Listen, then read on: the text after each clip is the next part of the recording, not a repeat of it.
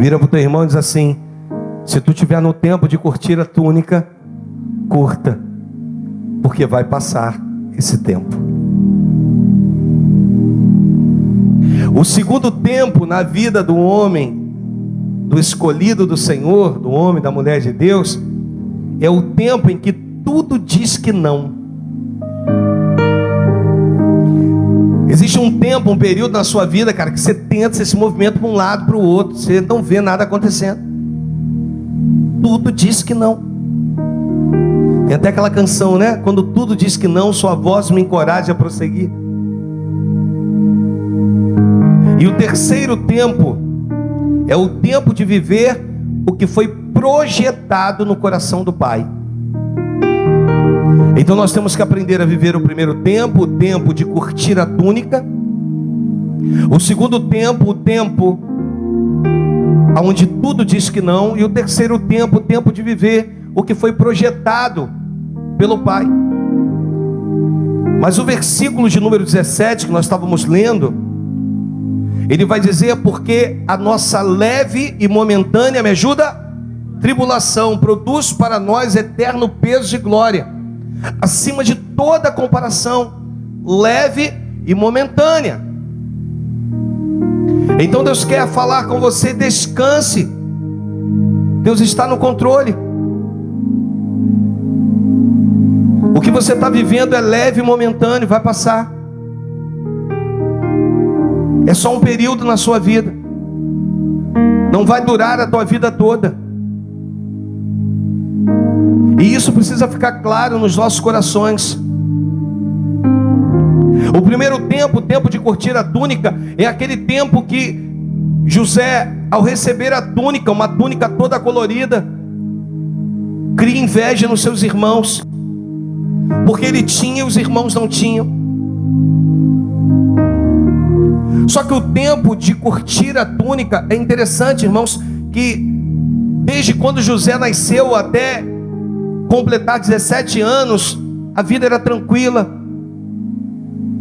Deus ainda não havia se manifestado na vida dele.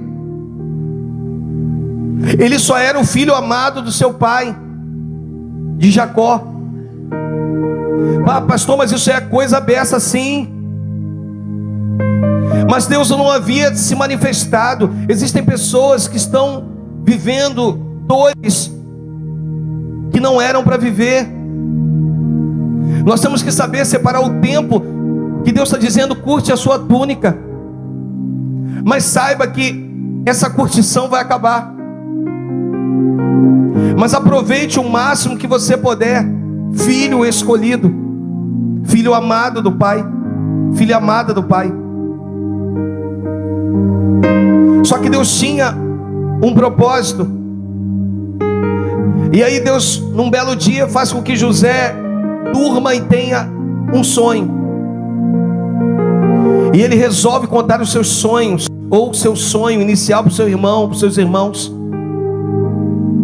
Ele conta que os feixes dos irmãos se inclinavam perante o feixe dele. E os irmãos então ficaram aborrecidos, chateados. Acaso nós nos renderemos a ti?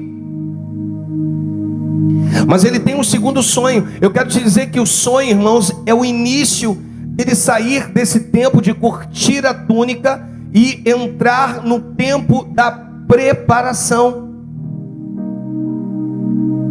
Ele viveu 17 anos. E próximo dos 17, o pai foi lá, deu uma túnica, lindo demais. Só que Deus olhou do alto e disse assim: eu tenho algo maior para ele, eu tenho algo maior para ela. Eu preciso fazer ele dormir, porque eu quero dar um sonho a ele, eu quero poder mostrar a ele o que eu tenho para realizar na vida dele. E você conhece bem o texto, ele tem um sonho. E no primeiro os feixes dos irmãos se inclinam a ele. No outro, o sol, a lua e 11 estrelas também se inclinam a ele. O pai, a mãe e os 11 irmãos se rendendo a José. E os irmãos vão contar para o pai. O pai inicialmente diz: até eu e sua mãe, até nós nos renderemos a ti. Como é que é isso, José? Que história é essa? Mas a Bíblia diz que o pai guardou para si. O amava tanto que não quis questionar, mas os irmãos não. Os irmãos violentaram a liberdade de José. Os irmãos o venderam, mentiram para o pai. E eu quero mostrar para você que na vida do homem e da mulher de Deus tem um tempo em que tudo diz que não. Você tenta para um lado, tenta para o outro. E José de repente se vê dentro de uma cisterna. Daqui a pouco se vê vendido. Daqui a pouco se vê na prisão. Quando consegue sair da prisão, é assediado pela mulher de Potifar. E aí foge, corre, ela mente, ele volta para a prisão. Eu vim aqui te dizer que o ministério de José começa quando ele completa 30 anos de idade. Foram 13 anos de luta, 13 anos de batalha, 13 anos de aflição, 13 anos indo para a cadeia, saindo da cadeia, voltando para a cadeia, 13 anos vivendo um processo. E quando ele completa 30 anos, aí Deus começa a mostrar alguma coisa para ele. Mas eu preciso te dizer que foram 13 anos em que Deus precisou parar José. E às vezes Deus tem que fazer isso comigo e contigo. Ele precisa nos parar para poder cumprir aquilo que nasceu no coração dele. E ele me para, ele te para, ele tem diversas maneiras de parar o crente. Sim ou não, irmãos? Às vezes uma enfermidade bate na tua porta e você pergunta: Senhor, será que eu saio dessa? Você foi parado por Deus. Por quê? Porque o adversário não pode, Satanás não pode, o diabo não pode contigo. E Deus então permite que de alguma maneira José fosse parado. 13 anos. Mas eram 13 anos parado, sendo preparado, irmãos. Para quê, pastor? Você sabe para quê que ele foi parado? Para ninguém dizer depois que ele caiu de paraquedas naquela função. Algumas pessoas olham para nós e dizem assim: poxa, como é que é a história? Tem uma história, irmãos. E Deus, ele faz isso, ele te para. E esse período que ele está te parando é para quê? É para mostrar para as outras pessoas depois que você não caiu de paraquedas.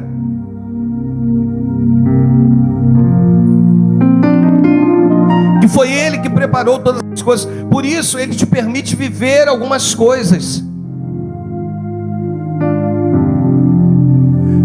Mas para mostrar para você que você precisa descansar. Você está vivendo o auge da sua aflição, o auge da sua dor, o auge do seu momento difícil. Descanse, Deus está no controle. Hoje Deus quer tirar essa dúvida sua: pastor, está doendo demais. Calma, aguenta mais um pouquinho. Deus está no controle. Só descanse. Pastor, estou me sentindo como José na prisão. Descanse, Deus está no controle. Pastor, tenho procurado por portas de emprego. Pastor, está muito difícil. Nada tem acontecido. Eu tenho posto currículo. Calma, Deus está no controle. Se esse é o processo para que uma exaltação chegue até a sua vida, não tem jeito, você vai ter que viver. Deus está dizendo nesse processo que você está vivendo de cisterna: para de olhar para a tua frente, para a tua retaguarda, achando que alguém vai vir te socorrer. Passa a olhar para o alto, porque é do alto que vai vir socorro para a tua vida. Do alto que vai vir provisão para você. Do alto que vai vir o escape. Ainda que Deus diga: olha, eu vou te tirar dessa cisterna, mas você ainda está vivendo um processo. Só que eu vim aqui para dizer que o processo tem fim, irmãos. As portas estavam fechadas e agora sim tu entra no terceiro tempo, no tempo de viver o que foi projetado no coração do Pai. O que nós precisamos entender é esse texto no versículo 17. Guarda isso no teu coração. Isso é para crente maduro, gente. porque a nossa leve e momentânea tribulação produz para nós eterno peso de glória, acima de toda comparação. Você não tem comparação. Versículo 18: não atentando nós nas coisas que se veem, mas nas que não se veem, porque as que se veem são temporais, e as que não se veem são eternas. Nós precisamos acreditar, nós precisamos viver um tempo onde você vai obter em Deus a força suficiente para passar por esse período difícil que você está vivendo. Se tu fugiu da batalha, hoje é dia de você voltar. Se no meio desse período difícil você abandonou Cristo, hoje Deus está te chamando de volta. Ele vai te colocar de novo no processo. Você achou que teu nome foi apagado do processo? Não foi, não. Deus hoje está dizendo que o teu nome estava arquivado, e que hoje Ele está chamando você pelo nome. Está dizendo: volte novamente a exercer aquilo que eu te coloquei para fazer. Volte para o Senhor Jesus. Não dificulte as coisas. Você não veio aqui por acaso, você veio aqui porque Deus te trouxe. Você veio aqui não para ouvir uma palavra dizendo que Deus vai fazer. Não, pode ser que você esteja vivendo esse período aí, você não suportou e estava no fim, e Deus está dizendo: descanse. Ele está no controle da tua vida. Hoje Ele vira para ti e diz: é tempo de voltar. O dia é hoje. Vira para a pessoa do teu lado e diga assim: olha, Deus está mandando eu te dizer que o dia é hoje de você voltar. Hoje Deus está virando para a igreja, está dizendo: 17 anos de uma vida comum, 13 anos de preparação, 13 anos parado, para 80 anos de governo. Eu vim aqui dizer para você que o tempo na tua vida de hoje é tempo de governo. Pode receber isso aí. Aonde quer que tu colocar as tuas mãos, Deus vai te abençoar. Aonde quer que tu firmar teus pés, Deus vai te honrar. Para onde quer que você for, Deus vai te mostrar que Ele é contigo. É um tempo de governo, irmão. É um tempo de governo na tua vida. Chegou um tempo de governo na tua vida. Você só não pode desistir agora. Olha nos olhos da pessoa que está do teu lado e diga assim: você pensou que desistiu, mas tu está hoje nesse culto. E se você está hoje nesse culto, é porque Deus está dizendo para você: você não pode desistir agora. Tu estava pensando em desistir. Tu achou que tinha abandonado e que Deus esqueceu de você. Tu achou que tu ia voltar para o final da fila, mas Deus está dizendo que tem algo contigo. O mundo está tentando te abraçar, mas Deus está dizendo: você não pode desistir agora. Você tem que seguir em frente. Nessa caminhada, Ele confiou em você, Ele confia em você. Ele quer você. Ele não abre mão, Vitor, de você. Não tem jeito, queridão. Ele não abre mão da tua vida. Vira para a pessoa do teu lado e diga assim: Ele não abre mão de você. Você só não pode desistir agora. Você só não pode desistir agora. Você está vivendo o finalzinho do teu processo, e Deus está dizendo que serão 80 anos de governo. Essa igreja vai passar por um tempo de governo. O inimigo vai se levantar, mas você saiba que tu foi chamado para governar. Abaixo de Deus vai ter você aqui nessa terra. Tu vai fazer a diferença no teu trabalho, na tua família, no meio dos teus. Mas uma coisa eu quero te pedir. Uma coisa eu quero te pedir. Uma coisa eu quero te pedir.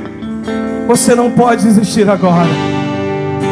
Não pode desistir agora. Se coloque de pé no teu lugar.